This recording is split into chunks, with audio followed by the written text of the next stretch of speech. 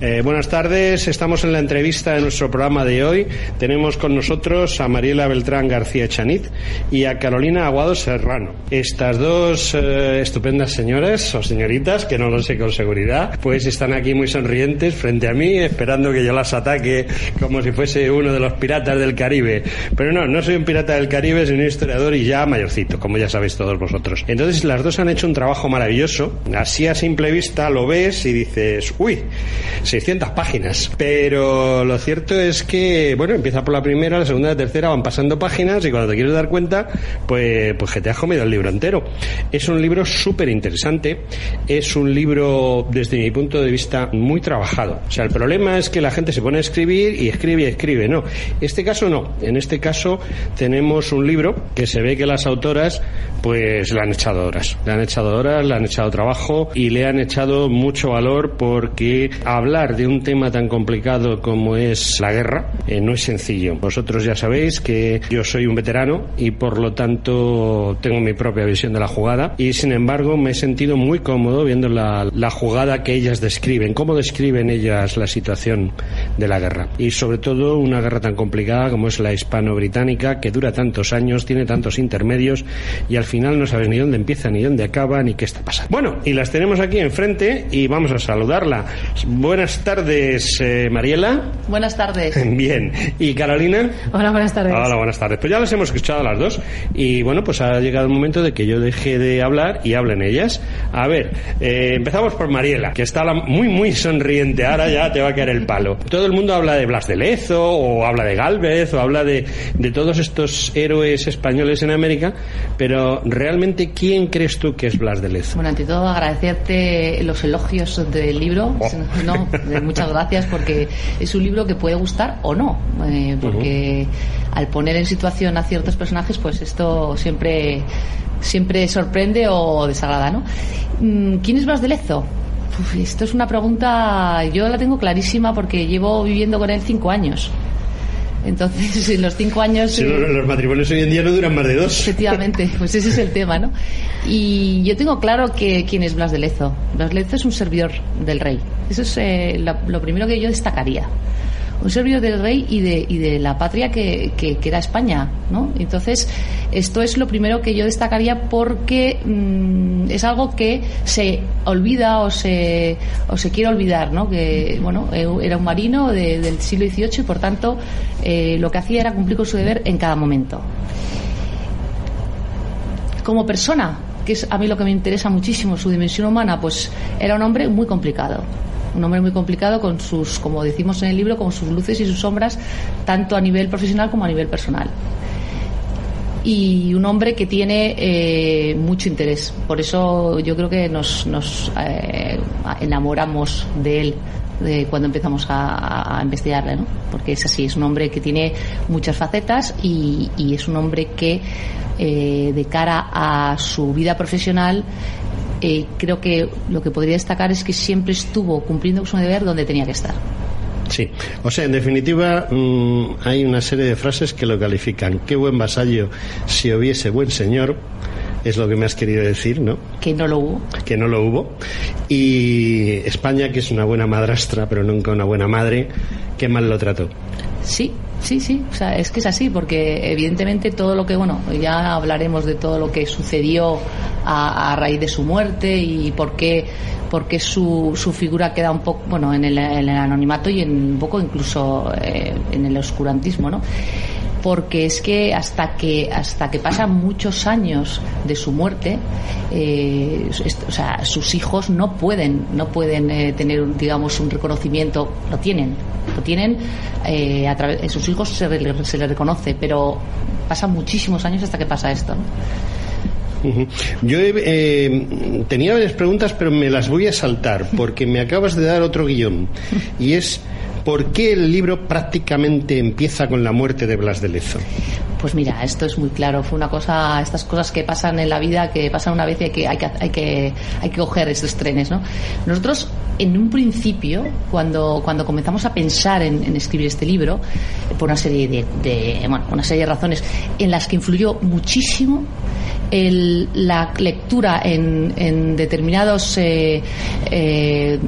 publicaciones y medios de reiterados datos y hechos que en nada o muy poco tenían que ver con la realidad de Blas de Lezo. Habíamos logrado recobrar su memoria con una serie de actos, sobre todo con el primero en la exposición que realizamos en el Museo Naval, pero su figura estaba totalmente desdibujada. Eso nos dio un punto de partida. A partir de ahí decidimos escribir un ensayo, una pequeña reflexión sobre el mito, sobre el hombre, pero empezamos a investigar y la barbaridad de fuentes y de documentos inéditos que encontramos nos llevaron a convertir ese ensayo en una biografía. Y lo que nos determinó la estructura del libro fue hallar el documento que nos abría la puerta a resolver la mayor incógnita alrededor de su figura, que era el lugar de su enterramiento.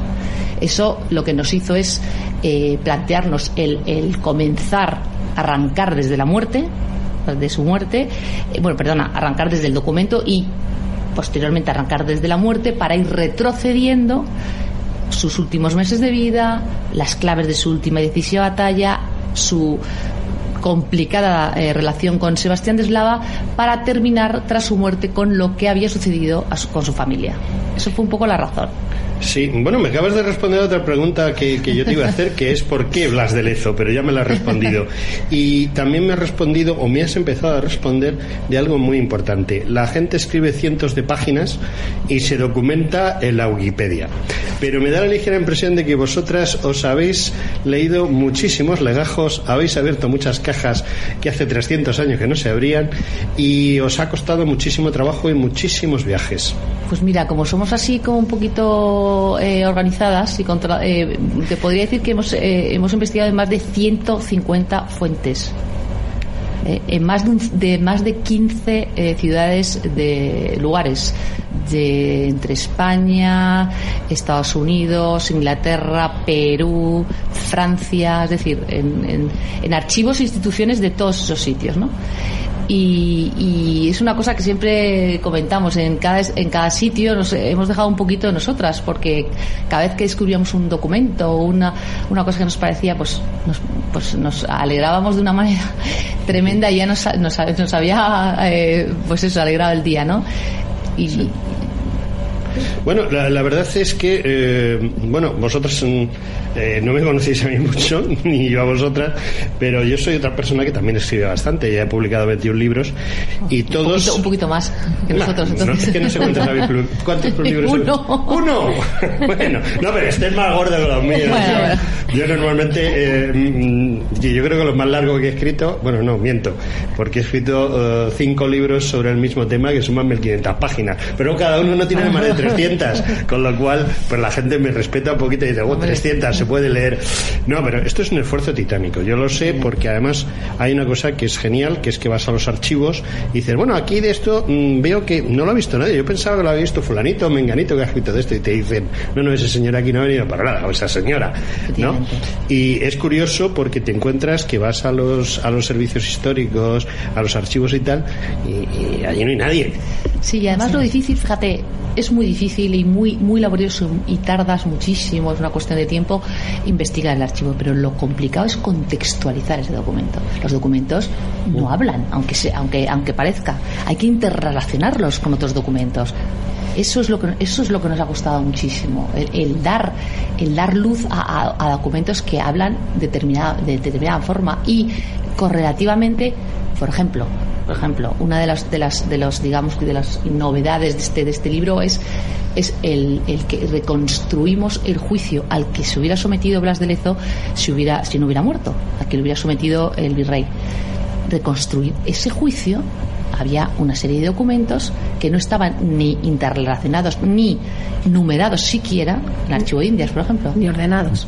La hemos unidad de los documentos se pierde. Que ordenar 200 documentos, ordenarlos para que tuvieran un sentido y componer un juicio que efectivamente, después de ordenarlos, ves que hubo un juicio y que hubo un expediente judicial contra él entero, que se hubiera formado.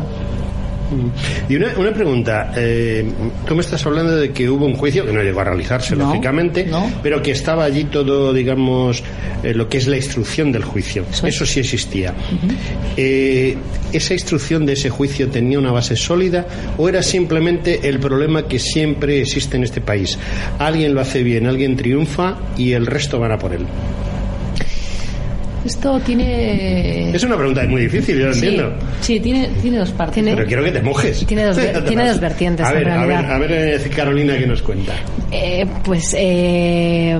Tiene una vertiente de cierta información real, ciertos hechos en los que podía basarse para vertir acusaciones muy graves, en los que podía basarse Slava.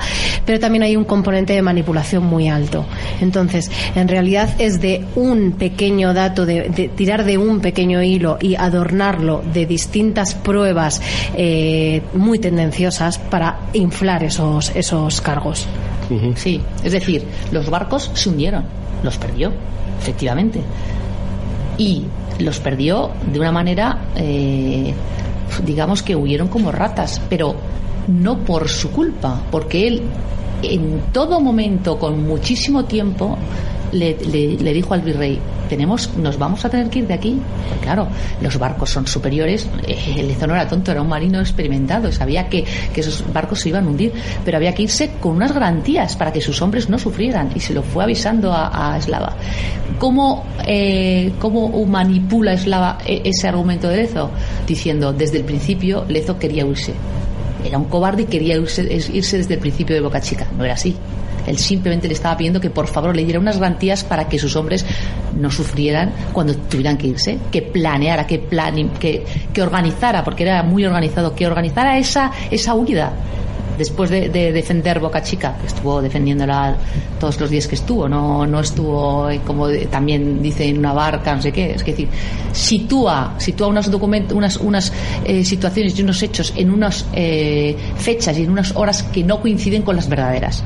Ya. Yo he estado viendo el libro y no me ha quedado claro algo que quizá no está en ningún expediente ni en ningún papel. Realmente, ¿cuál es el problema entre Slava y Lezo? ¿Es simplemente el problema de la marina contra el ejército de tierra o hay un problema personal? ¿Hay unos intereses personales que chocan? Sí, bueno, hay un primer choque, es que los dos tienen unos caracteres fuertes, los dos están acostumbrados a mandar, y uno de ellos lleva muchos años pasándolo fatal en un destino que no quería, que literalmente le envía el rey para quitárselo de en medio, y está sufriendo una serie de situaciones y está defendiendo esa plaza en un momento dado, porque no olvidemos que Vernon ataca 4 veces Cartagena, es decir, la batalla, la famosa batalla de Cartagena es la 4ª vez. Entonces, la anterior estaba Lezo y estaba solo defendiendo esa plaza, es decir, no necesitaba el virrey. Cuando el virrey llega, por supuesto, aunque es teniente general, menos antiguo que él, es superior jerárquicamente, Slava impone, digamos, su manera de ver las cosas, y a Lezo eso pues le cuesta, no le gusta. Luego hay un problema, efectivamente, de personalidades entre los dos. Es decir, hay muchas cosas. ¿Es una diferencia de estrategia? Sí, hay una diferencia de estrategia. Uno tiene un planteamiento terrestre y el otro tiene un planteamiento marino, de mar. Pero además efectivamente sus relaciones no eran buenas y desde el principio fueron pésimas. Hemos visto ya un tema que es la relación de Lezo y la relación que tiene con Slava al principio, antes de que se produzcan los hechos, y cuando ya nos encontramos con los hechos hay que pensar por qué pasa así, por qué si las llaves de América, como se llamaba las plazas como Cartagena, que no es una ni dos sino que son muchas, ¿por qué escogen los británicos asaltar Cartagena cuando existen otros puntos que a lo mejor puedan ser más interesantes? ¿O este era el más interesante? Bueno, ahí se juntan también varias cosas. Cartagena de Indias, desde un punto de vista estratégico, era muy importante porque permitía la entrada a todo el interior de Sudamérica. Es verdad que había otros enclaves en el Caribe que tenían ese punto de llave, pero no accedían a un volumen de riquezas tan alto como el que podía permitir la entrada de Cartagena de Indias. Cartagena de Indias, además, era un símbolo de la dominación española en el Caribe, precisamente por ser el puerto puerto donde llegaban los galeones, ¿no? El otro destino, la flota que se dirigía a México, no estaba en ese momento en el punto de alcance y de interés de los ingleses. Pero es que además se juntan intereses también personales, y es que efectivamente, y eso es algo que reiteradamente hemos oído decir, y tiene un cierto fundamento, aunque no como lo plantea la gente, y es que efectivamente Vernon tenía un pique hacia Blas de Lezo. Cuando él decide lanzarse por cuarta vez sobre Cartagena de Indias, por cuarta y última vez, él va con el deseo de desquitarse de Blas de Lezo, y lo había expresado abiertamente. La cuestión es que, como comentaba antes Mariela, durante el ataque anterior de Vernon a Cartagena de Indias en el año 1740, el único que se encuentra al frente de las tropas que hay ahí, tropas que eran mucho más reducidas que las que luego defendieron en 1741, es Blas de Lezo. Y cuando Vernon intenta atacar esa plaza, la batalla sobre Cartagena de Indias de 1740 es una batalla que ha pasado totalmente desapercibida en comparación con la de 1741 por el hecho de que los españoles vencieran en una situación donde era impensable que fueran a triunfar. Lo cierto es que en 1740 Vernon intentó atacar la plaza, la bombardeó con munición incendiaria, pretendía quemar la plaza y pretendía tomar Cartagena de Indias. No lo consigue y se va otra vez sobre Portobelo, que es una plaza que él ya había tomado.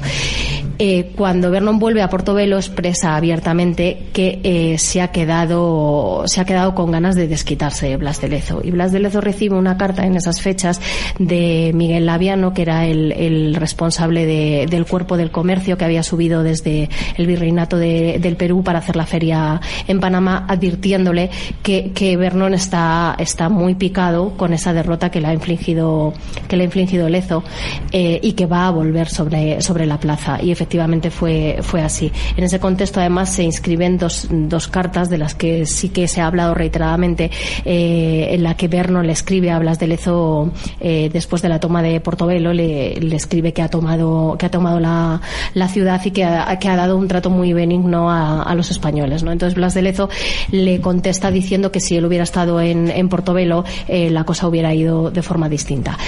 Cuando Blas de Lezo le escribe eso, sobre todo se lo está diciendo como buen servidor del rey, como buen servidor de Felipe V. Lo que le está advirtiendo es que los ingleses han atacado una plaza sin haber mediado la declaración de guerra. Eso es lo que Blas de Lezo le está echando en cara, que es un ataque cobarde, porque se está dirigiendo sobre una plaza que no está bien defendida en un contexto que no es de una guerra declarada, que en ese momento era una guerra solo de corso. Muy bien. Yo me quedo un poco sorprendido porque, bueno, sí, siempre he tenido noticia. No es Blas de Lezo precisamente uno de los personajes que yo domino, pero siempre sí había tenido noticia de que existía un cierto pique. Pero tú me estás hablando ya de algo más serio. O sea, Blas de Lezo, digamos que tiene afinidad para hacerse amigos, ¿no? Sí. Al amigo Torres, al amigo Eslava, al amigo Vernon ahora, y ¿hay alguno más que estuviese interesado en llevarse muy mal con Blas de Lezo? Hay muchos. Es que Blas de Lezo, lo ha comentado antes Mariela, tenía un carácter muy difícil, tenía un trato muy, muy difícil, pero además era brillante, era muy bueno en su trabajo. Entonces se juntaban dos cosas difíciles de conjugar frente a posibles adversarios y enemigos de bando propio. Y era protestón. Con sus amigos era como defensor de las causas de pobres. Entonces causas perdidas, ¿no? Eso es molesto. Sí. Ahora sí, también. No, bueno, hombre, ¿qué me vas a contar? en ese partido jugamos muchos. El tema está en que, pues Vernon por cuarta vez prepara una expedición que con seguridad, porque además se hicieron esas famosas medallas, que no monedas, ¿no? Creo que son medallas y no monedas, en las que se conmemora el que se ha tomado la plaza. Bueno, ahí ¿cómo es? A ver, cuéntame eso, porque ahí hay división de opiniones. Yo he oído que son monedas, que son medallas. Yo no he visto ninguna. O sea, bueno, las he visto en foto, pero las fotos son fotos, no las tenía en la mano. Son medallas, bien. Pero no son instauradas por el Estado. O sea, no son fabricadas por la Casa de la Moneda ni por el Parlamento. Se hacen... Son particulares. se hacen como un recuerdo, como un souvenir. Es decir, cuando Vernon entra en la bahía exterior, y entonces ve que las posibilidades de ganar la batalla son inmensas, evidentemente, porque ha pasado digamos que lo peor, pues manda a un capitán suyo con unos pliegos diciendo que Cartagena está ya conseguida. Es fruta madura, ¿no? Efectivamente, en ese momento pues todo el pueblo inglés, que está deseoso de poder, como dice él en una carta, vencer el orgullo español, creo que dice eso Vernon, ¿no? Pues está deseoso. Hay un movimiento un poco de unos señores que se dedicaban a esto, se llaman botoneros, y entonces hacen una especie de recuerdos, de monedas, y las difunden por toda Inglaterra. Esto efectivamente hay todavía medallas hay en muchísimos museos todavía. No es cierto que haya en muy pocos, sino que hay en muchísimos museos. Lo que pasa es que lo que se ha dicho efectivamente es que era una cosa que se había hecho desde el punto de vista del Estado. No se hace de esa manera, ¿no? Se hace. Ahora, la difusión es brutal, porque además es lo que se llama un caso raro, es decir, de una victoria que nunca se realizó, pues hay una conmemoración. Es curioso, ¿no? Es muy curioso. De todas maneras, yo ya he leído en vuestro libro, vosotras comentáis algo sobre esto, y ya comentabais esto, porque existía la leyenda negra de que el propio gobierno británico había tratado de retirarlas del mercado, cosa que no sucedió, como contáis vosotras, porque simplemente el gobierno británico no tenía absolutamente nada que ver en esta historia. Y además que las puedes ver en muchos museos, ya te digo, que si nos hubieran retirado, los hubieran fundido. Sí. Y ahora que estamos hablando de museos, y antes que hemos hablado de archivos, quería haceros una pregunta. Bueno, una pregunta doble. La primera es, ¿habéis tenido facilidad? Es decir, todos los museos os han facilitado las cosas, todos los archivos os han facilitado las cosas, y hasta qué punto realmente hay material para hacer cosas en los archivos de esa época. Ya sé que son dos preguntas, cada una os la distribuís. Yo voy aquí a saco, Bueno, yo te diría que material hay muchísimo. Solo en los archivos españoles hay un volumen de información brutal referido a ese momento. Nosotros sobre todo hemos investigado la primera mitad del siglo XVIII, que es el periodo cronológico de la biografía de Blas de Lezo. El volumen de documentación es muy alto, y mucha de esa documentación se encuentra inédita en muchísimos aspectos. En España no hemos tenido dificultades para acceder a los archivos. La dificultad en sí misma está en llegar a la primera respuesta, que es: yo busco información sobre este tema, en qué archivo puede estar, y dentro de ese archivo en qué sección puede estar, porque el personal que está en referencias en los archivos te orienta hasta un cierto punto. Claro, la investigación es tuya. Uh-huh. Y ese es el ejemplo más claro. Hay muchísimos documentos que nos ha costado Dios y ayuda, pero lo más claro es la testamentaría de Blas de Lezo. Nosotros buscábamos un documento que pudiera arrojar una luz hacia esa parte, o sea, esa dimensión humana de Blas de Lezo. Y todas las fuentes apuntaban que había un testamento militar hecho en el 1735 en Madrid, y que con esta información que era por supuesto posterior al de 1732, al poder para atestar que conocíamos, y que era un documento que la gente estaba difundido y tal. Y con esta información nos fuimos al archivo de protocolos, al archivo histórico de protocolos de la Comunidad de Madrid. Nos vimos más de 160 volúmenes sin ningún tipo de éxito. Es verdad que a través de algún documento seguimos un hilo de que esa testamentaría se había dirimido en el Consejo de Guerra, y por ahí tiramos. Bueno, el caso es que cuando ya teníamos las vías prácticamente agotadas, recibimos un email del archivo militar de Segovia diciendo que tienen allí la testamentaría de Blas de Lezo, aunque incompleta. Y entonces nos fuimos allí, y el documento era que tendría el documento, tendría 3.000 documentos, 3.000 páginas, sí. Por supuesto incompleto, con lo cual tuvimos que entresacar y leer, y lo que te decía antes, interrelacionar, para hacernos una idea de la situación, ¿no? De cómo. Y encontramos unos documentos valiosísimos desde el punto de vista para conocer su personalidad, claves, diría yo, que por supuesto nadie ha leído nunca. Nadie ha leído nunca, no, bueno, eso suele pasar.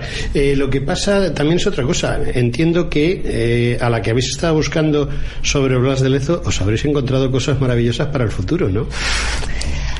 Sí, lo que pasa es que estamos un poquito obsesionadas con el personaje. Quiero decir que hay veces poco prendadas. Hay veces que veíamos temas transversales súper interesantes. Pues el 18 es un siglo muy interesante por muchas cosas, ¿no? Pero la verdad es que íbamos un poco a pico pala, ¿no?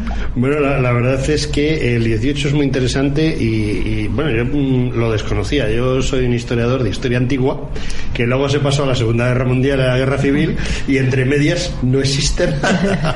Pero bueno, sí, entiendo que el siglo XVIII me lo han hecho comprender desde que hago este programa, porque la mitad de los programas que hemos hecho prácticamente han estado relacionados de alguna manera con el XVIII.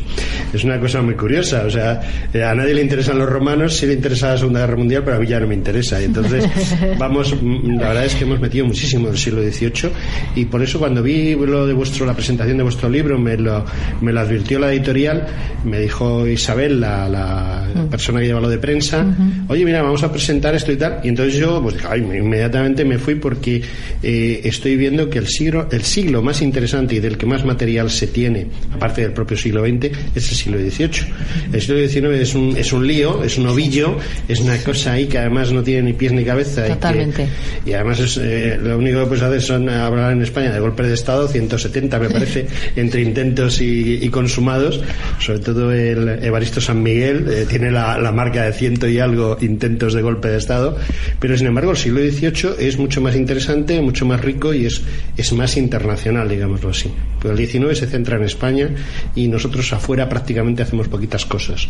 Pero gente como Blas de Lezo es un claro ejemplo, bueno, o Gálvez, por ejemplo, también, que es un personaje que le hemos dedicado ya 2 programas aquí, pues es muy interesante. Estaréis diciendo, no estamos hablando de las batallas, no estamos hablando de la batalla, pues las batallas cada uno que se las lea. Yo soy de la idea de, vosotros queréis enterar de la batalla, pues os leéis el libro, ¿no? Sí, pero tengo que decir una cosa, y esto totalmente estoy de acuerdo completamente contigo, por la dimensión militar del libro me interesa lo que me interesa. Pero es verdad que una de las novedades que tiene el libro es eso, que se hace un análisis, una aproximación a la defensa de los castillos de San Felipe y San Luis, mediante la comparación y análisis desde dentro, es decir, de los que estaban allí. Es la primera vez que se hace esto, es decir, todos los libros anteriores, que no es por descartar pero simplemente situando, es un diagnóstico, no es una crítica. Se hace una aproximación con los testimonios, solo con los testimonios de españoles e ingleses que estuvieron dentro de la batalla. No novelamos, ni suponemos, ni hacemos análisis, ni elucubraciones. O sea, no habéis utilizado nada a ningún técnico actual en la materia. No, es más, el libro entero está basado en fuentes inéditas, que fuentes documentales. No hay una lectura de un libro o un aprovechamiento de alguna, pero no por nada, sino porque es que no es ninguno de los libros que se han escrito son reales.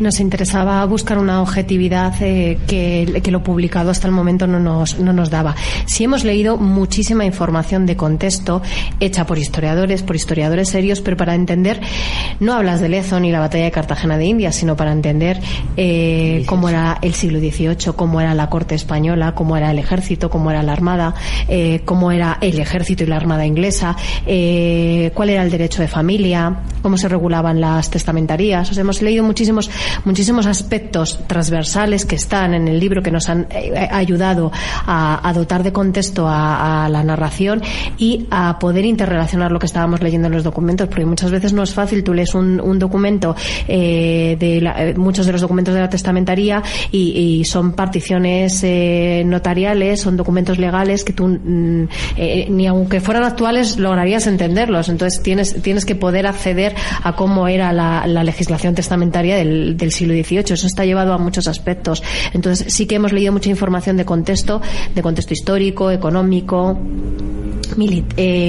político, social, familiar, pero no para entender la batalla. Para entender la batalla queríamos entenderla a partir de lo que nos contaban los que habían estado dentro. Y eso nos daba una visión no solo objetiva, sino también una visión mucho más rica de matices, porque maneja dos relatos, maneja el relato objetivo, pero maneja también el relato subjetivo. Cada defensor narra la batalla, primero desde su posición física dentro de la batalla. Unos están en un barco, otros están dentro del castillo de San Luis, cada uno lo narra desde ese punto de vista, pero luego además hay una serie de matices subjetivos. Nada es verdad ni es mentira, todo es según el color del cristal con que se mira, ¿no? Bueno, pues eso está aplicado también a la batalla de Cartagena de Indias. Pero subjetivo de un señor que está en la batalla del siglo XVIII, no de un señor escritor que está en su casa en 2018. Entonces, quería añadir solo una cosa. El libro tiene dos lecturas. Nosotros nos hemos quedado con ese relato objetivo de las narraciones sobre la batalla para contar cómo fueron los días que duró la defensa, centrada sobre todo en el castillo de San Luis y de San Felipe, intentando también posicionar a todos los defensores.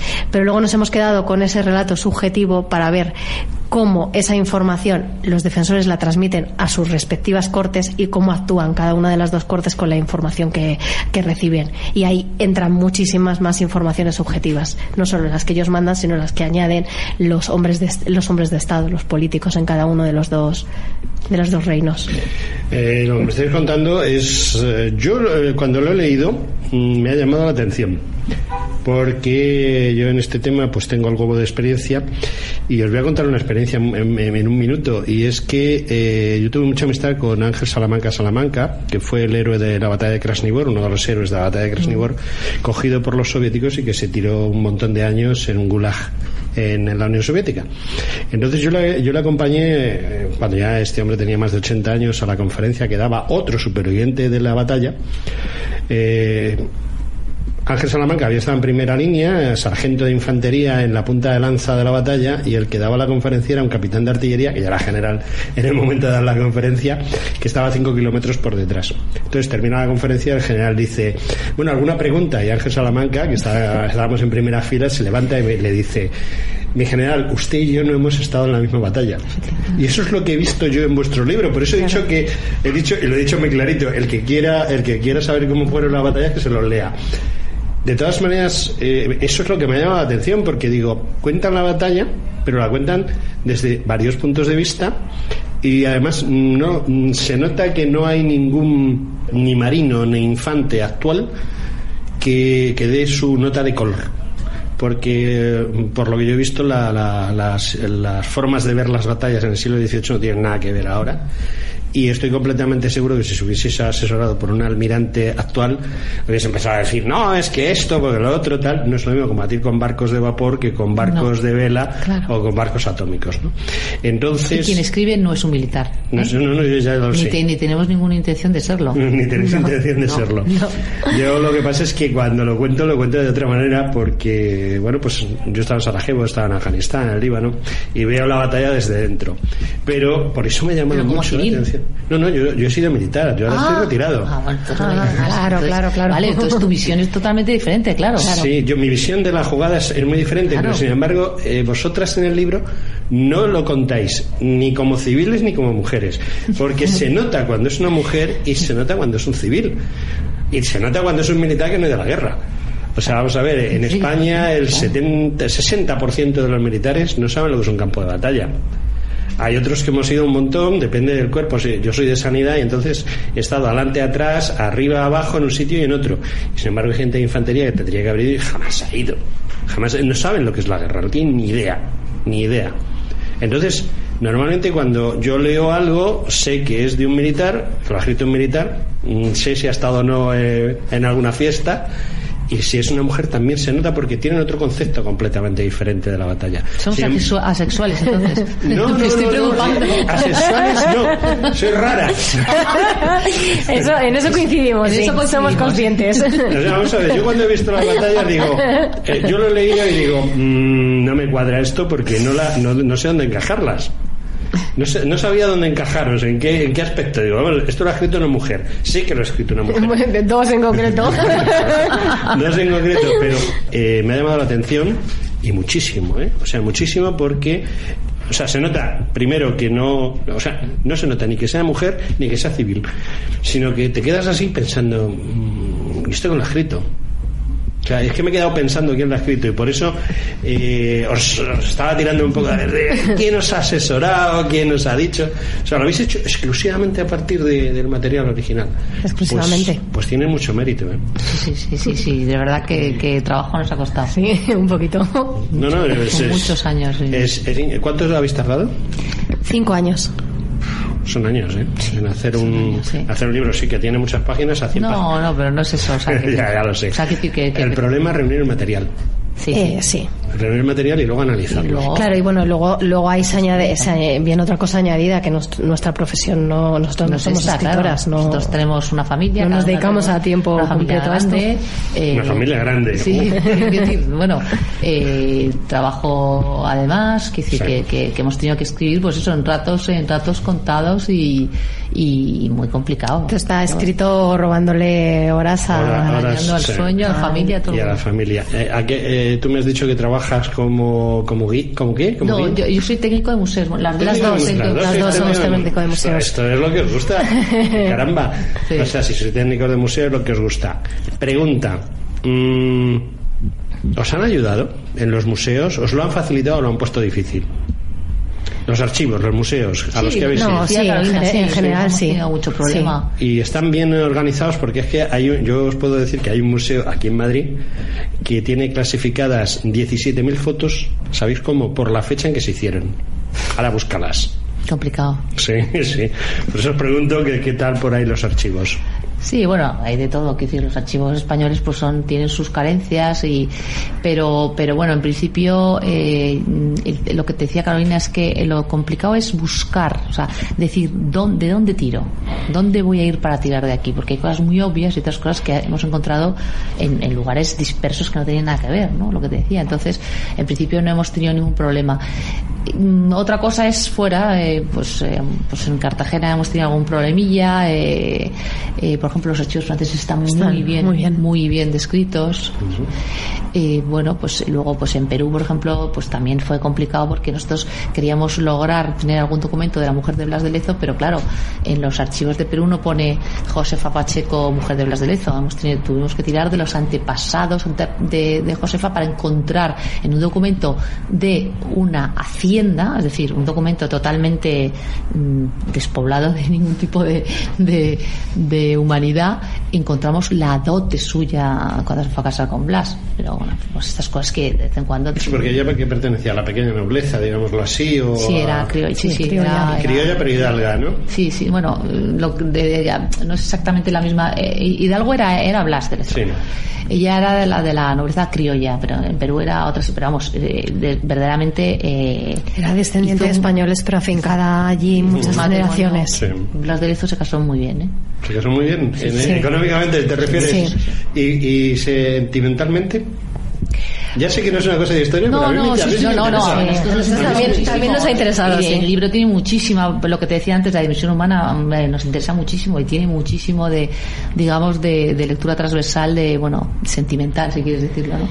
Pero sí, o sea, era un matrimonio, yo creo que él estaba, o sea, que él era complicado, te vuelvo a decir, tenía ciertas, yo creo que tenía, cuando estaba en casa, que era poco, tenía un carácter así como fuerte, y ella era la típica criolla de la época, es decir, una mujer pues con poca cultura, supeditada un poco a, también es verdad que el 18 no es una época en la que la mujer tenga una cierta independencia, pero bueno, era especialmente, digamos, poco, como decía él, digamos que tenía poco don de la economía, ¿vale? Entonces era una mujer como con poca no digamos que tonta, pero no tenía, él era muy organizado, muy digamos que quería tener todo muy controlado, tanto su familia como, entonces al estar a la distancia él tenía una sensación de no controlar el funcionamiento de su casa que le ponía bastante nervioso. Entonces siempre tenía algún amigo que le facilitaba esa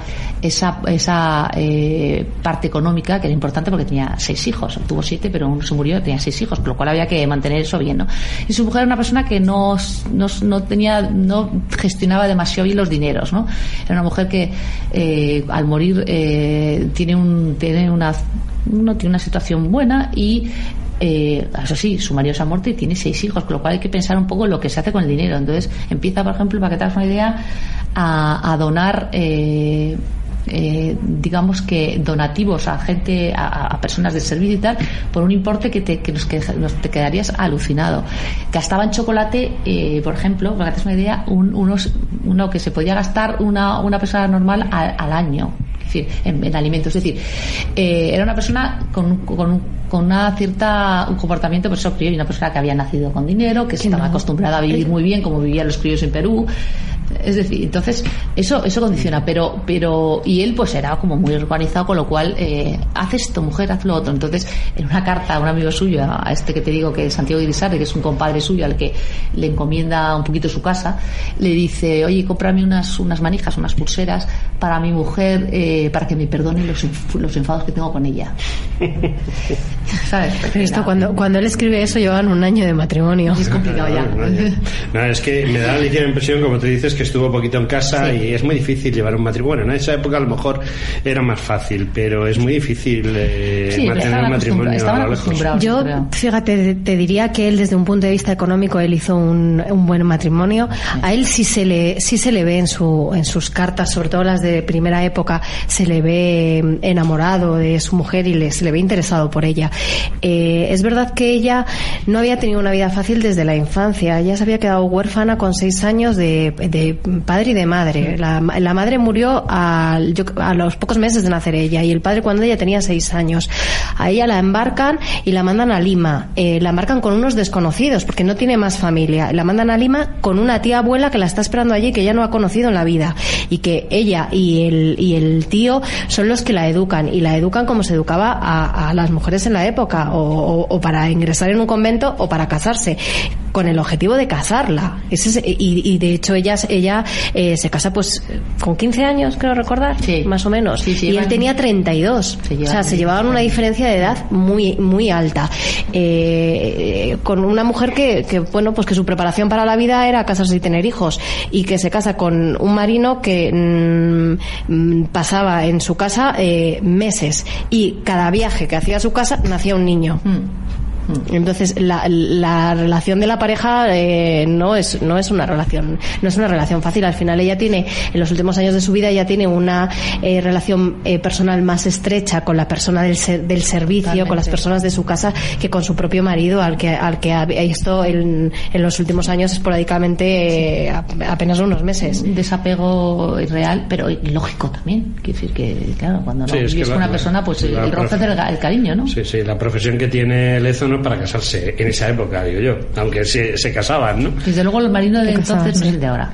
No, el marino de ahora, bueno, o cualquier situación ahora es completamente diferente, porque por mucho que te vayas y estés fuera, estás 2 o 3 meses, pero vuelves.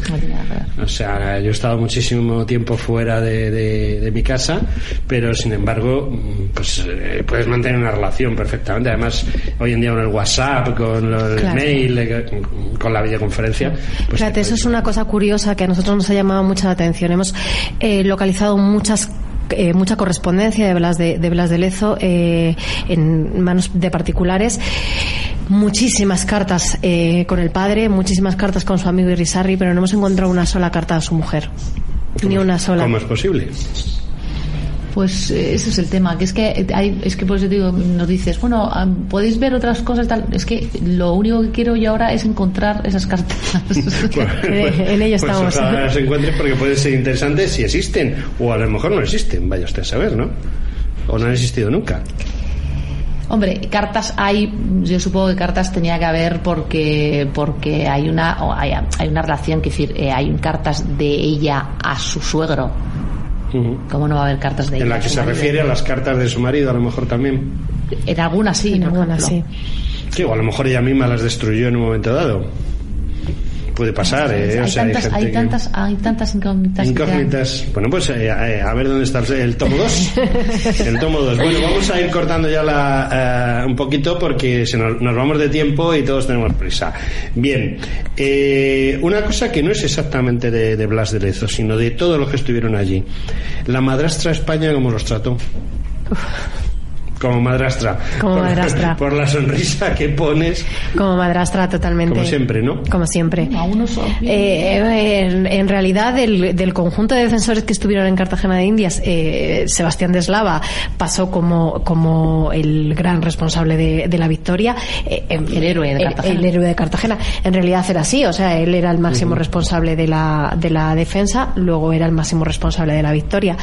Él recomendó el ascenso de 3 personas y fueron las únicas que recibieron un ascenso, nadie más. Pues ni uno solo. No es gran cosa, ¿no? O sea, ningún tipo de adelanto económico, que era lo que era muy de esa temporada, sobre todo del siglo XVII, premiar económicamente los desvelos de las 18. Ahora los militares cobran mal, pero es que en el 18 no cobraban mal y tarde. Y en el 17 ni cobraban. Nada. Y eso referido a la gente de tierra, a la gente de marina, ni siquiera eso, porque a los oficiales de la tropa, a la gente de marina, a los pocos meses les retiraron de Cartagena de Indias, les llevaron a Cuba a integrarse en La Habana, en la escuadra de Torres, y se acabó la aventura en Cartagena.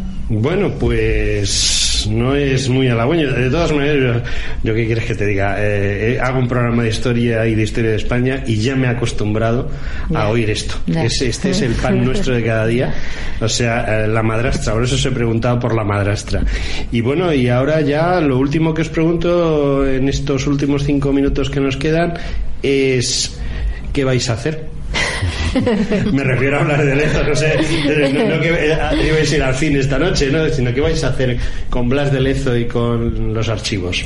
Bueno, pues yo, la verdad es que es algo que entre las dos no hemos hablado. O sea, hasta ahora hemos tenido que concentrar los esfuerzos en sacar adelante este libro y bueno, pues ver por dónde nos lleva un poco el destino. Yo sí te diría desde el punto de vista personal que hay muchos documentos ahí que están guardados en carpetas a los que yo estoy deseando hincar el diente. Sí, para accederla a esa información. Pero de momento esto es como cuando tienes un hijo y te preguntan cuando estás en la habitación.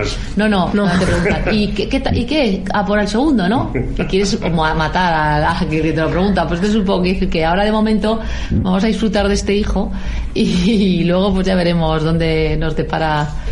Bueno, lo cierto en todo esto es que yo creo que se merecen un descanso, pero a mí voy a ser sincero, las 577 páginas me han sabido poquísimo. Es decir, llega un momento que llegas al final y dices, aquí hay más chicha en algún sitio y no lo encuentro.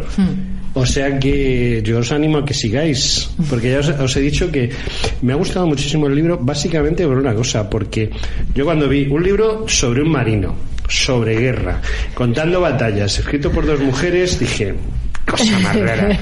Y dije, bueno, vamos a ver qué da de sí. Y lo que da de sí es que, os voy a ser sincero, de 0 a 10 os pongo un 10. Muchas gracias. Porque no, o sea, y soy duro en este tema, en el sentido de que normalmente, Miguel, nuestro técnico de radio, que me escucha aquí, de vez en cuando le doy cada palo a cada uno que viene aquí, que me mira así, ¿qué me ha dicho? No, hay gente que se pone a escribir y escribe alegremente. Y ponerle buena nota a alguien por un libro, y más de este tipo, y más en las condiciones en las que estamos hablando, no es fácil. Y yo, de verdad, os desafío a que hagáis una segunda parte, o que cojáis otro tema relacionado al siglo XVIII, que seguro que tenéis 28.000 temas habéis encontrado al mover archivos, porque yo casi todas las cosas que he hecho ha sido porque me los he encontrado. Estaba buscando una cosa y me ha parecido otra, y digo, pues esto es más interesante. Y estoy completamente seguro de que podéis hacer cosas muy interesantes. Está muy bien redactado, lo cual tampoco es muy normal hoy en día, porque se sabe de cuándo es un libro por cómo está escrito, ¿no? Y está escrito muy serio.